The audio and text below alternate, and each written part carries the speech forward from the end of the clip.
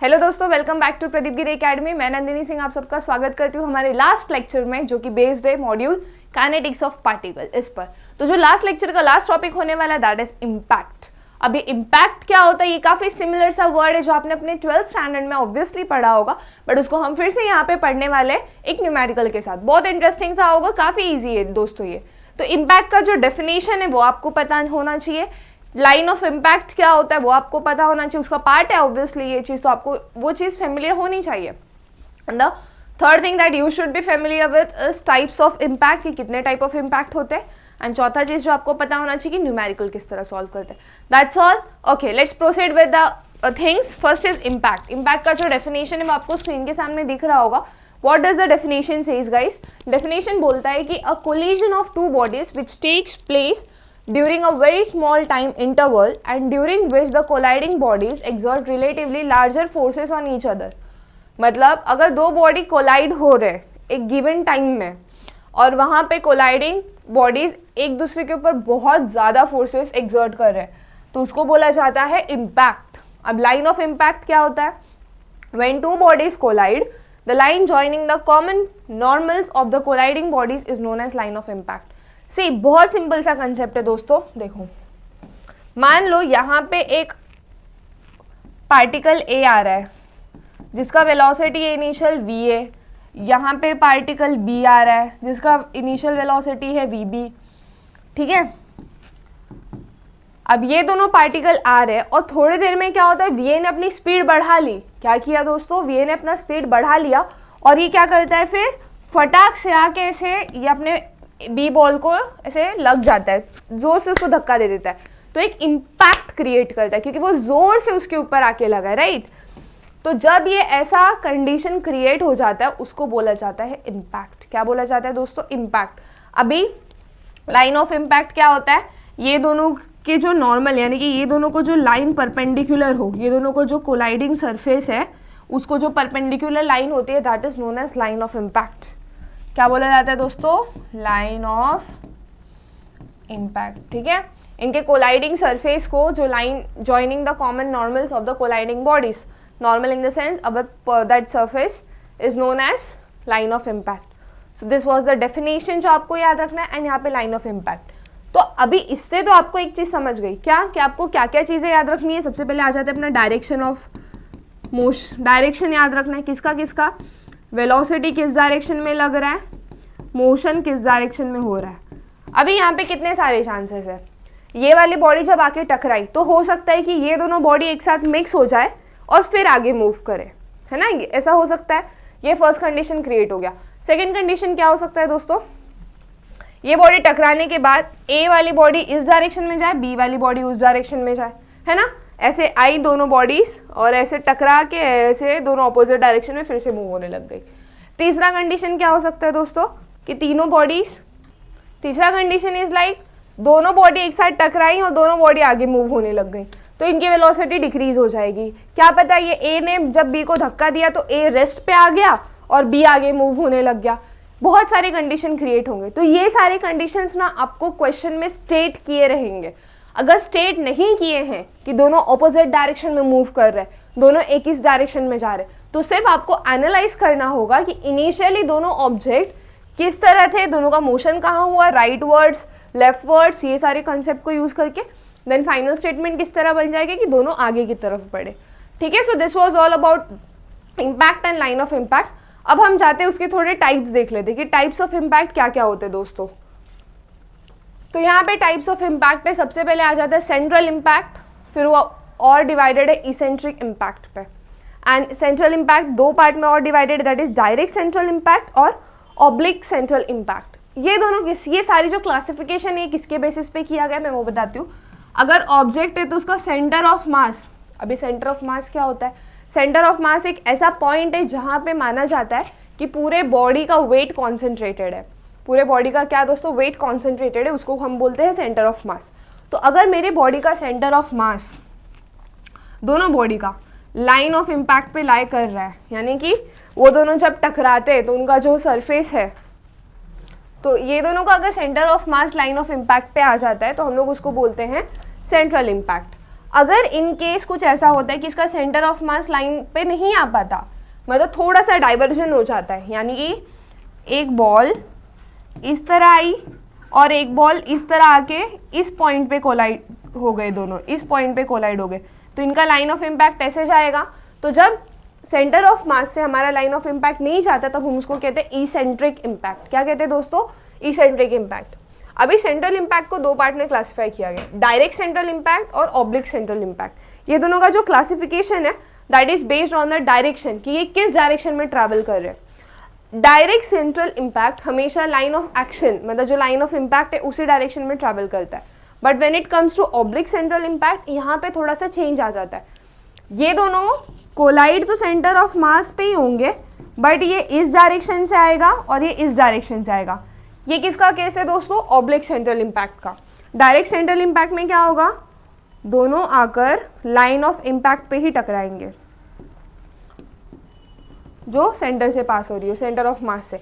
यहाँ पे ये दोनों टकराए यहीं, सेंटर ऑफ मास से ही लाइन ऑफ इम्पैक्ट यहाँ भी पास होगा, बट फर्क क्या है? डायरेक्शन का। इधर direction was same as that of line of action, यहाँ पे डायरेक्शन अलग हो जाता है। तो इस तरह क्लासीफाई किया गया है टाइप्स ऑफ इम्पैक्ट को, आप इसको नोट कर सकते हो। अब थोड़ा सा विजुअलाइजेशन कर लेते हैं, क्यों? क्योंकि हमें जो न्यूमेरिकल सॉल्व करना है वो विजुअलाइजेशन पर ही बेस्ड होगा। देखो, सबसे पहले हमारा ये पार्टिकल है ए, देन हमारा ये पार्टिकल है बी, ठीक है। ये वाला पार्टिकल इस डायरेक्शन में आया, ये वाला पार्टिकल इस डायरेक्शन में आया, मान लो। तो यहाँ पे ये दोनों पार्टिकल आ गए। अभी ये दोनों पार्टिकल यहाँ पे आए और फिर टकरा गए, तो पहले हम इम्पैक्ट बना लेते हैं। यहाँ पे ये दोनों टकरा गए, इसको मैं बोल दूंगी इम्पैक्ट, ये मैं बोल दूंगी इनिशियल कंडीशंस, ठीक है दोस्तों। अब जब ये इम्पैक्ट होगा तो चेंजेस क्या क्या होंगे? थोड़ा सा डिफॉर्मेशन होगा, है ना। ये इम्पैक्ट होने के बाद हो सकता है कि ये जो सर्कल का शेप है ये थोड़ा सा ऐसे ऐसे डिफॉर्म हो जाए, और ये दूसरा वाला भी ऐसे थोड़ा सा, है ना। डिफॉर्म होने के बाद फिर अभी एक दूसरे को पुश करके दूर जाने की कोशिश करेंगे। मैक्सिमम डिफॉर्मेशन होगा, जितना उसकी बॉडी की एबिलिटी है उतना वो डिफॉर्म होगा। उसके बाद वो दूर जाने की कोशिश करेगा, है ना। फिर दूर जब जाने की कोशिश करेगा तो मान लेते हैं ये वाला इस साइड जाएगा, ये वाला बॉल इस साइड जाएगा। तो यहाँ पे क्या हो जाएगा दोस्तों? रेस्टिट्यूशन, रिस्टोर करना शुरू करेगा। वो क्या करना शुरू करेगा? अपना सब रिस्टोर करना शुरू करेगा। तो इसको बोला जाता है पीरियड ऑफ रेस्टिट्यूशन। क्या बोला जाता है दोस्तों? Period of restitution. जब वो रिस्टोर करेगा और वो अवे जाने की कोशिश करेगा, दूर जाने की कोशिश करेगा। एंड यहाँ पे क्या हो जाता है? इसका शेप रिस्टोर हो जाता है, फोर्स भी डिक्रीज हो जाता है। जिस फोर्स से ये दोनों टकराए थे उससे कम फोर्स से ये दोनों दूर जाने की कोशिश करेंगे। तो यहाँ पे अगर मैं बताऊँ कि इनिशियल मोमेंटम, मान लेते हैं कि हमारा जो इम्पल्स है वो 0 हो गया, तो initial momentum is equal to final momentum, right. तो यहाँ पे इस डायरेक्शन में जो भी वेलोसिटीज़ है उसको हम पॉजिटिव लेंगे।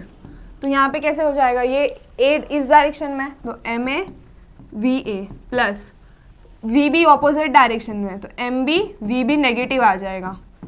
इम्पैक्ट के पहले ऐसे था, इम्पैक्ट के बाद में ये दोनों का डायरेक्शन चेंज हो गया। M A negative V dash A, dash क्यों लिया मैंने? क्योंकि मैं सिर्फ सिंपल से इनिशियल वेलोसिटी रिप्रेजेंट कर रही हूँ, डैश से मैं फाइनल वेलोसिटी रिप्रेजेंट करूँगी, plus M B negative V B dash, ठीक है दोस्तों। तो इस तरह आ जाए। नेगेटिव लगेगा क्या? वी बी नहीं, पॉजिटिव, क्योंकि लास्ट में हम देख सकते हैं कि जो बी का डायरेक्शन है वो उस डायरेक्शन में चला गया, हम लोग के अज्यूम डायरेक्शन में। So this was all about हमारा initial momentum and final momentum का कंडीशन। इसको किस तरह सॉल्व करना है, इस तरह इसके साथ प्रोसीड करेंगे। एंड आई होप आपको ये समझ में आ गया होगा। ये इम्पैक्ट की वजह से ना एक नया टर्म आ जाता है, दैट इज रेस्टिट्यूशन। अब रेस्टिट्यूशन होता क्या है वो आपके स्क्रीन के सामने देखो, मैंने डेफिनेशन लिख रखा है। कोएफिशिएंट ऑफ रेस्टिट्यूशन, इसको रिप्रेजेंट किससे करते हैं? सबसे पहली बात इसको रिप्रेजेंट किया जाता है ई से। कहता क्या है definition? E is referred to as the coefficient of restitution. क्या बोला जाता है उसको दोस्तों? रेस्टिट्यूशन। एक बार रेस्टिट्यूशन को फिर से रिवाइज कर लेते हैं। रेस्टिट्यूशन होता क्या है? जब दो बॉडीज कोलाइड कर रही है, मान लो ये दोनों बॉडीज है, ये दोनों बॉडीज आके ऐसे कोलाइड की, तो जब कोलाइड करती है ना तो थोड़ा सा डिफॉर्मेशन होता है, या तो बहुत माइन्यूट लेवल पे होगा या तो बहुत मेजर लेवल पे होगा। तो यहाँ पे जब ये डिफॉर्मेशन हुआ तो यहाँ पे इसको बोलते हैं पीरियड ऑफ डिफॉर्मेशन। अब हमेशा थोड़ी ऐसे ही चिपक के रहेंगे, फिर क्या होगा, पीरियड ऑफ रेस्टिट्यूशन आ जाएगा। ये दोनों जो ऑब्जेक्ट एक दूसरे से टकराए वो दूर जाने की कोशिश करेंगे, एंड जब वो दूर जाने की कोशिश करेंगे उसको तब हम बोलते हैं पीरियड ऑफ रेस्टिट्यूशन, कि वो अपना रिस्टोरिंग कैपेबिलिटी दिखाने लगता है। अभी आपने ये शायद 2 न्यू टर्म्स पढ़े होंगे, elasticity and plasticity, right. What is elasticity and what is plasticity? अगर आपको डेफिनेशन याद है तो प्लीज़ कमेंट सेक्शन में फटाफट कमेंट कर दो, ताकि हमें भी देखे भाई कितने, आई नो आप लोग को लिटरली सब चीज़ का नॉलेज है। जस्ट कमेंट करो एंड लेट अस नो कि yes the session is interactive, right. तो यहाँ पे क्या हो जाता है दोस्तों, E is refer to as coefficient of restitution and is defined as a ratio. क्या है दोस्तों ये, सबसे पहली बात तो हमें ये जान लेना, this is a ratio of the impulse exerted between the colliding particles. ये दोनों ना इम्पल्स का रेशियो है। अभी यहाँ पे अगर 2 पार्टिकल एक दूसरे से कोलाइड कर रहे हैं तो उसका जो इम्पल्स क्रिएट होता है ना, उसका वो रेशियो है between the colliding particles during the period. अब यहाँ पे अगर मैं ए पार्टिकल ले लूँ जैसे मैंने बोला है, एंड यहाँ पे बी पार्टिकल ले लूँ, तो पहले ए पार्टिकल का मैं इम्पल्स निकाल लूँगी। Impulse is nothing but change in kinetic energy. फिर मैं बी पार्टिकल का इम्पल्स निकाल लूँगी।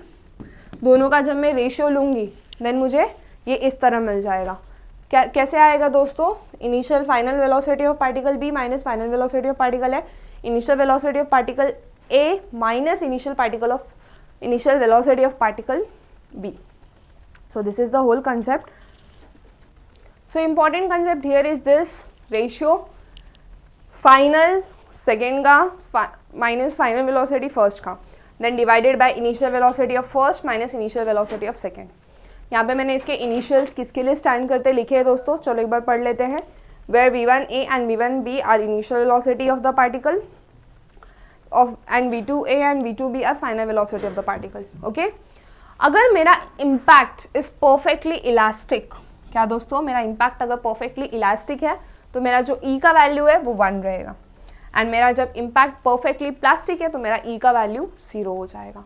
ठीक है दोस्तों, तो परफेक्टली इलास्टिक बॉडी क्या होती है दोस्तों, जिसकी जो अपना शेप वापस रिगेन कर लेती है, right. And perfectly plastic body is nothing but जो अपना शेप रिगेन कर नहीं पाती है। सो this is all about coefficient of restitution.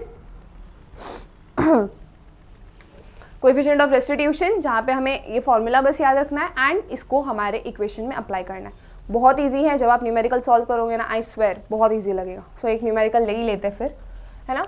So here is the numerical. Numerical क्या कहता है, a 2 kg ball moving with 0.4 metre per second towards right collides head on with another ball of mass 3 kg moving with 0.5 metre per second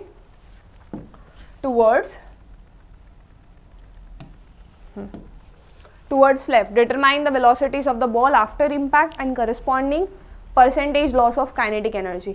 Percentage loss of kinetic energy simple है, ज़्यादा tension नहीं है, कर लेंगे उसको भी। कैसे निकालना है, सबसे पहले हम डायग्राम ड्रॉ करते हैं। ये मेरा बॉल A हो गया, ये मेरा बॉल B हो गया, है ना। मास कितना है बॉल, फर्स्ट बॉल को हम लोग बोल देते 2 kg मास है, सेकेंड बॉल का हम लोग बोल देते 3 kg मास है। यहाँ पे ये दोनों किस वेलोसिटी से मूव कर रहे हैं, 0.4 मीटर पर सेकेंड।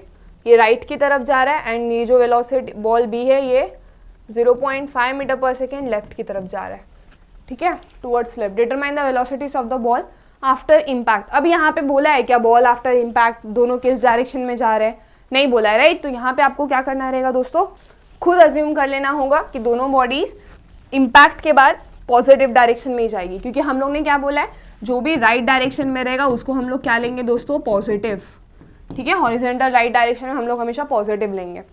तो ये साइन कन्वेंशन भी हमने कंसिडर कर लिया। अभी हमें ये तो नहीं पता कि आफ्टर इम्पैक्ट दोनों कहाँ जाएंगे, तो वो भी कंसिडर कर लिया कि दोनों राइट साइड ही जाने दो। बिफोर इम्पैक्ट एक राइट की तरफ जा रहा है, एक लेफ्ट की तरफ जा रहा है, ठीक है। अब यहाँ पे हम लोग क्या करते हैं, चलो फटाफट ये न्यूमेरिकल सॉल्व कर लेते हैं। तो यहाँ पे लिखते हैं सबसे पहली बात तो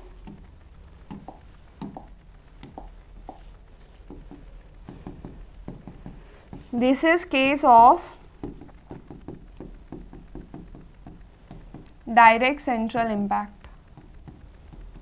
डायरेक्ट सेंट्रल इम्पैक्ट का केस है ना, जहाँ पे आपका जो इम्पैक्ट है उसके पास 3 कंडीशन है। फर्स्ट कंडीशन क्या है, परफेक्टली इलास्टिक। तो केस 1 सॉल्व करते हैं। केस 1 परफेक्टली इलास्टिक का मतलब क्या होता है दोस्तों, अभी हमने थोड़ी देर पहले देखा कि वो E की वैल्यू कितनी हो जाती है, 1, राइट। तो परफेक्टली इलास्टिक है तो ई की वैल्यू 1 हो जाएगी। ठीक है, ये तो हमने लिख दिया। अब हम क्या करेंगे, सबसे पहले हम लगाएंगे कंजर्वेशन यूजिंग, स्टेप्स याद रख लो दोस्तों, सबसे पहले जो केस दिया उस हिसाब से, एंड हर एक केस को कैसे सॉल्व करना है, using conservation of momentum. Conservation of momentum क्या कहता है दोस्तों, initial momentum is equal to final momentum, है ना। इनिशियल मोमेंटम कैसे दे देंगे हम लोग दोस्तों, सबसे पहले M A V A plus M B V B, M A V A dash दे दूंगी। क्यों डैश, क्योंकि वो फाइनल वेलोसिटी दिखा रहा है, ठीक है, plus M B V B dash. ठीक है, ये मैंने लिख दिया यहाँ पे। अब मुझे क्या लिखना है, वैल्यूज का सब्स्टिट्यूशन। एम ए मतलब मेरे ए बॉल का मास, तो वो है 2, वेलोसिटी ऑफ ए 0.4 मीटर और वो राइट साइड है, तो ये यहाँ पे आ जाएगा 0.4। तो यहाँ पे मैंने लिख दिया एम ए प्लस वी ए।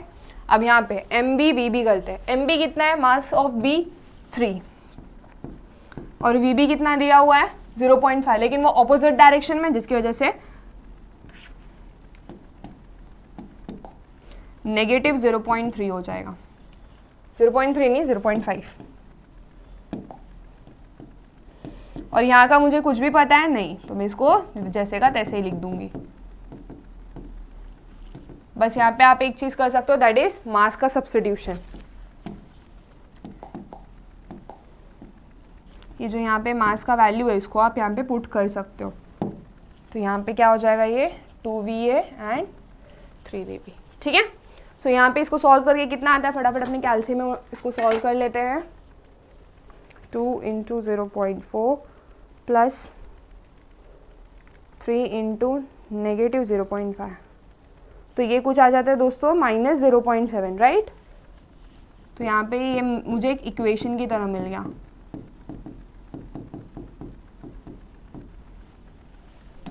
ये हो गया फर्स्ट इक्वेशन। तो आपको कभी भी ऐसा क्वेश्चन आता है इलास्टिसिटी, प्लास्टिसिटी वाला या फिर इम्पैक्ट वाला, तो फर्स्ट चीज़ आपको क्या करनी है, कंजर्वेशन ऑफ मोमेंटम लगा के एक इक्वेशन बना लेना है।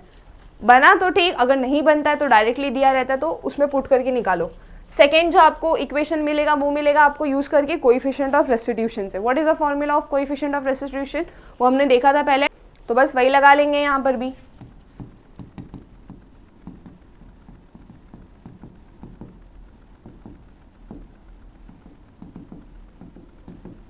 ये क्या बताता है कि बॉडी कितनी रिस्टोर होगी, VB dash minus VA dash upon VA minus VB, right. Velocity of B दिया हुआ है, VB डैश नहीं, तो इसको वैसे ही लिख देंगे। और यहाँ पे VA माइनस VB दिया हुआ है 0.4 माइनस 0.3, एंड ये परफेक्टली इलास्टिक। फर्स्ट केस क्या है दोस्तों, परफेक्टली इलास्टिक, तो E का वैल्यू 1, तो E का वैल्यू 1, क्योंकि फर्स्ट केस क्या है हमारा, परफेक्टली इलास्टिक। तो यहाँ पे हो जाएगा VB dash minus VA dash equal to 1 × ये दोनों माइनस करेंगे तो 0.1, that is VA dash minus VB dash equal to -0.1। थोड़ा सा मैं अरेंजमेंट कर दूंगी एंड उससे हमें मिल जाएगा कि वो क्या फॉर्मूला है। लेकिन यहाँ पे हम देख सकते हैं कि हमने जो सब्स्टिट्यूशन है उसमें थोड़ा सा मिस्टेक किया है। ये this is not 0.3, this is 0.5।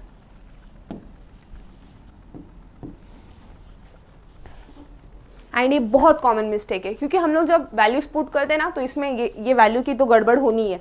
Second mistake करने के चांसेस क्या है दोस्तों, साइन कन्वेंशन। अभी यहाँ पे हमने साइन कन्वेंशन कंसिडर किया कि भैया जो भी इस साइड है वो पॉजिटिव, तो क्या वो यहाँ अप्लाई नहीं होगा, यहाँ भी होगा।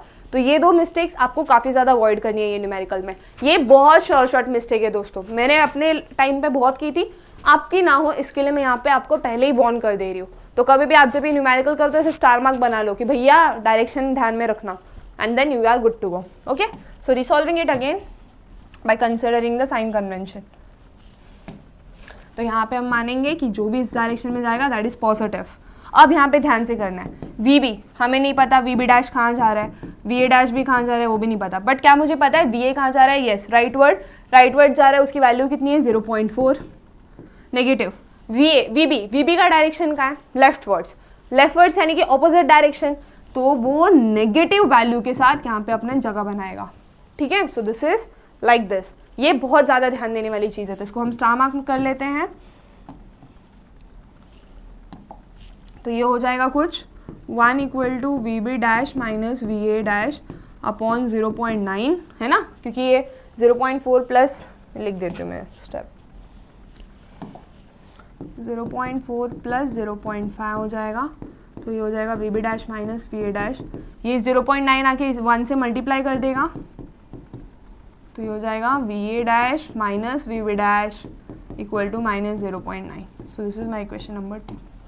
ठीक है, इक्वेशन नंबर 2 भी बना लिया हमने। अब हमें क्या करना है दोस्तों, दोनों इक्वेशन को साइमल्टेनियसली सॉल्व करना है। दोनों इक्वेशन को क्या करना है, साइमल्टेनियसली सॉल्व करना है। इसकी वैल्यूज़ फिर कैसे आ जाएंगी दोस्तों, देखो सिंपल है। सबसे पहले menu setup, log of A, polynomial 2, unknown कितने हमारे पास, 2 अननोन है, तो 2 पे क्लिक कर दो। यहाँ पे वैल्यूज़ पुट करो 2, 3, लॉग ए, साइमल्टेनियस इक्वेशन, 2 अननोन है हमारे पास, तो 2, 3, नेगेटिव 0.7, फिर नेक्स्ट क्या है 1, -1, नेगेटिव 0.9। तो यहाँ पे जब मैं सॉल्व करूँगी तो आप देख सकते हो कि मुझे जो पहला वैल्यू आया है दैट इज़ मेरा x का वैल्यू। x का वैल्यू इज़ नथिंग बट मेरा वी ए डैश का वैल्यू, और वो कितना है नेगेटिव 0.68 मीटर पर सेकेंड। इसका मतलब क्या है, जो मेरा वी ए डैश है वो 0.68 है, लेकिन उसका डायरेक्शन कौन सा है दोस्तों, लेफ्टवर्ड। मतलब टकराने के बाद ये वाला जो मेरा बॉल है वो इस डायरेक्शन में मूव करने वाला है। एंड वी बी कितना आया है, वी बी प्लस आया है, that is 0.22 metre per second. इसका भी डायरेक्शन दिखा देते हैं, ये इस डायरेक्शन में, प्लस है तो वो राइटवर्ड में ही है, यानी कि ये वाला बॉल मेरा इस डायरेक्शन में मूव होगा। सो जब ये परफेक्टली इलास्टिक कंडीशन होगा तो यहाँ पे इसके डायरेक्शंस हमें पता चल चुके हैं। सो आई होप आपको ये क्लियर हो गया होगा। एंड देन इसको आप फटाफट इरेज कर लो। हम लोग जाते हैं नेक्स्ट कंडीशन सॉल्व करने के लिए। नेक्स्ट कंडीशन क्या कहता है हमें, परफेक्टली प्लास्टिक। अभी परफेक्टली प्लास्टिक भी सॉल्व करना है, right. So let's start. Perfectly plastic condition है, कैसे सॉल्व करेंगे, बहुत सिंपल है दोस्तों, कुछ टेंशन जैसा बात नहीं। सबसे पहले तो ये आ जाएगा, ये ई हट जाएगा यहाँ पे क्योंकि परफेक्टली प्लास्टिक है। यहाँ की वैल्यू सारी बदल जाएंगी, चीज़ें सेम रहने वाली हैं, बस क्या बदलने वाला है दोस्तों, इसका स्टेप मेथड। डायरेक्शन वही कंसिडर करेंगे कि जो राइट में रहेगा वो हमारा पॉजिटिव रहेगा। ठीक है, चलो प्रोसीड करें। ये सबसे पहली बात तो परफेक्टली प्लास्टिक है। सेकंड कंडीशन यानी कि मेरा जो ई का वैल्यू है दैट इज इक्वल टू 0। ई का वैल्यू 0 होने की वजह से क्या हो जाएगा दोस्तों, यहाँ पे एक बार देख लें, ई का वैल्यू 0 हो गया। अब 0 होने की वजह से क्या हो जाएगा, V B dash minus V A dash upon V A minus V B. तो यहाँ पे मैं ऐसा कुछ डायरेक्टली कर सकती हूँ।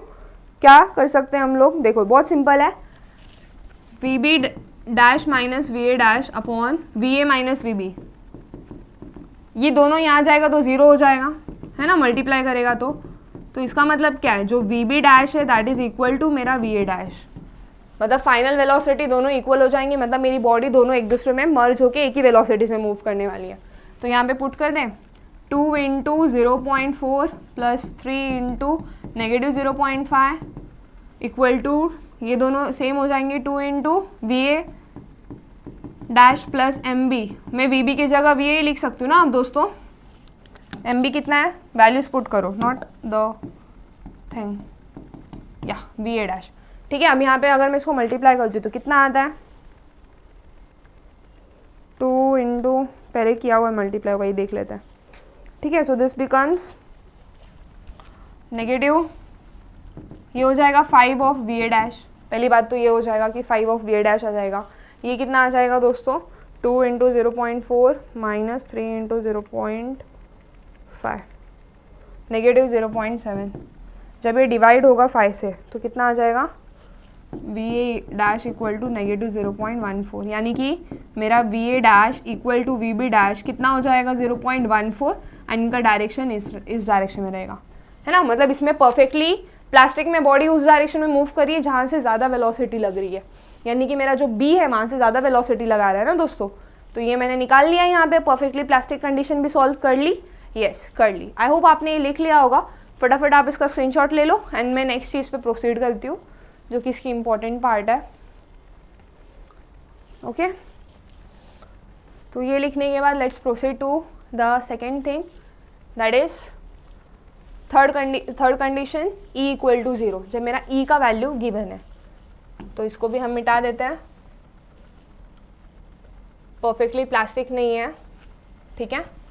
ये वाला साइड तो सेम रहने वाला है, ये भी मिटाना होगा, ये तो पूरा मिटाना होगा, है ना। नो करे प्रोसीड। अब यहाँ पे impact is such that equal to 0.7, ठीक है। तो यहाँ पे ये इक्वेशन बन गया है हमारे पास। तो ये कैसा हो जाएगा दोस्तों, आपका सेम इक्वेशन की तरह ही होगा जो पहले आपने इक्वेशन बना के छोड़ा था। -0.7 equal to 2va dash plus 3vb dash, this is equation number 1। अब आप बोलोगे दीदी va vb तो पहले मिल चुका है, यूज़ क्यों नहीं कर रहे हो। नहीं दोस्तों, ये ई का वैल्यू जैसे जैसे बदलता है ना, आपका va vb का भी वैल्यू बदलेगा, डायरेक्शन भी बदलेगा। तो प्लीज़ हर एक स्टेप को एक सिंगल क्वेश्चन की तरह कंसिडर करके सॉल्व करो, ठीक है।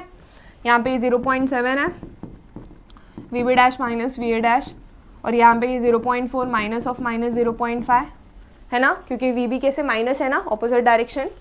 एंड देन ये क्या हो जाएगा दोस्तों आपका va dash minus vb dash equal to -0.7 into 0.9। तो इसको मल्टीप्लाई करेंगे तो कितना आ जाएगा, 0.7 इंटू 0.9, 0.63। आई होप आपको ये 0.9 आ जाएगा ऐड करके, ये दोनों यहाँ मल्टीप्लाई करने जाएंगे। मैंने नेगेटिव साइन रीअरेंज कर दिया, रीअरेंज करने के बाद मुझे वो सारे स्टेटमेंट मिले। अब मुझे क्या करना है दोस्तों, ये दो इक्वेशन बन गए ना, जहाँ पे आपका x का वैल्यू किसको इक्वल रहेगा, va डैश का, y का वैल्यू किसको इक्वल रहेगा, vb डैश का। बस कैलसी उठाओ, लॉग साइमल्टेनियस, दो अननोन है, पहले में 2 3 है, 2 3 -0.7, फिर है 1 -1 -0.63, फिर यहाँ आ जाएगा आपका वैल्यू, दैट इज x का वैल्यू आ जाता है -0.518 मीटर पर सेकेंड। नेगेटिव यानी कि ऑपोजिट डायरेक्शन में है, तो यहाँ पे मैं इसको प्लस कर दूंगी एंड डायरेक्शन चेंज कर दूंगी। नेगेटिव का जब वो इस डायरेक्शन में था, है ना, मतलब वही समझ रहा है कि नेगेटिव मतलब उसका डायरेक्शन ऑपोजिट है भाई, वो प्लस डायरेक्शन में नहीं जा रहा, राइट वर्ड्स नहीं जा रहा, तो उसको डायरेक्शन चेंज कर दो। नाउ y क्या हो जाएगा आपका दोस्तों, 0.112 एंड वो इस डायरेक्शन में ही है, दैट इज vb इस डायरेक्शन में। तो जब आपका e 0.7 रहेगा तो ये सारी कंडीशंस क्रिएट होंगी। सो this is all about impact का क्वेश्चन, बट ये क्वेश्चन अभी भी इनकम्प्लीट है क्योंकि हमें क्वेश्चन में निकालने बोला था percentage of change in kinetic energy, है ना। तो यहाँ पे हम लोग क्या करते हैं दोस्तों, इसी का परसेंटेज निकाल लेते हैं, आप बाकी के दो निकाल के मुझे बता देना कि बाकी के दो क्या है, राइट। एंड होमवर्क के क्वेश्चन है तो होमवर्क क्वेश्चन समझ लेना। तो देखो परसेंटेज निकालना बहुत ईजी होता है, आपने यहाँ पे वेलोसिटीज निकालनी, राइट। वेलोसिटीज निकालने के बाद आपको दो चीज़ें निकालनी है। द फर्स्ट चीज़ is kinetic energy of system. क्या निकालना है दोस्तों आपको, पहली चीज़ kinetic energy of system before impact. दो निकालना है, like before impact and after impact. तो कैसे आ जाएगा, हाफ MAVA, है ना, दो बॉडी है तो दोनों का काइनेटिक एनर्जी ऐड हो जाएगा, हाफ MBVB। तो ये हो जाएगा half into 2 into 0.4 plus half into 3 into -0.5।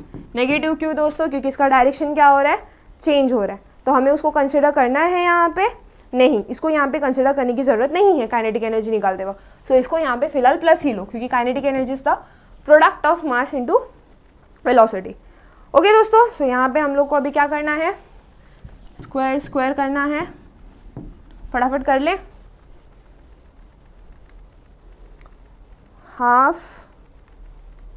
Half को 0.5 लिख दो कैल्सी में, कोई इशू नहीं है। 2 इंटू 0.4 का स्क्वायर प्लस 0.5 इंटू 3 इंटू 0.5 का स्क्वायर। सो इसका वैल्यू आ जाता है 0.535। तो इनिशियल काइनेटिक एनर्जी तो तीनों केस के लिए सेम है, राइट। इनिशियल काइनेटिक एनर्जी तीनों केस के लिए सेम है, बदलता क्या है, final kinetic energy. After impact की जो काइनेटिक एनर्जी आती है,